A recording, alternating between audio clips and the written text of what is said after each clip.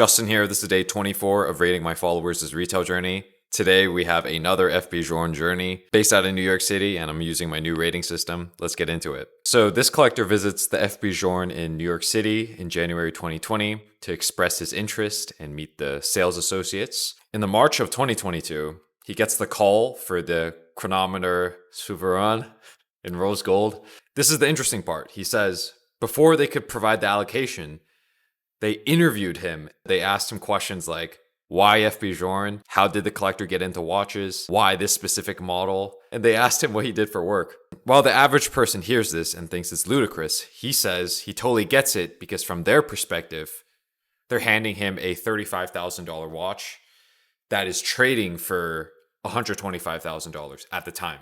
So they just wanted to do their due diligence and make sure this collector isn't going to flip it. So he was actually based out of Boston at the time, which is a city I have a deep love for. And FB Journe actually shipped the watch to him. So he actually ended up saving 4% on taxes. That was his first FB Journe allocation.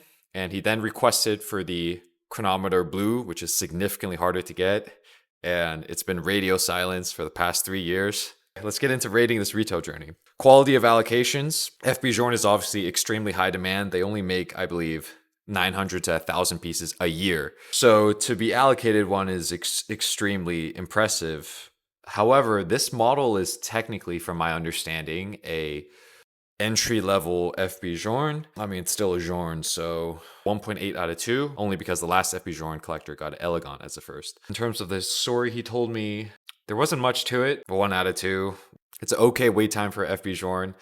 I have to deduct some points because he's been waiting for the chronometer blue for 3 years and no word from them. 1.3 out of 2. I mean, he still ended up getting a Journe, which is amazing. If you were to ask the average JZO Club supporter how they would view this journey, they would be impressed, as this is a Journe. Getting anything Journe is a privilege. 1.7 out of 2. 1.8 out of 2. My personal opinion, this is definitely a dressier, precious metal type of watch. I personally am not into that, but it's a Journe at the end of the day. I'm going to give it a 1.7 out of 2.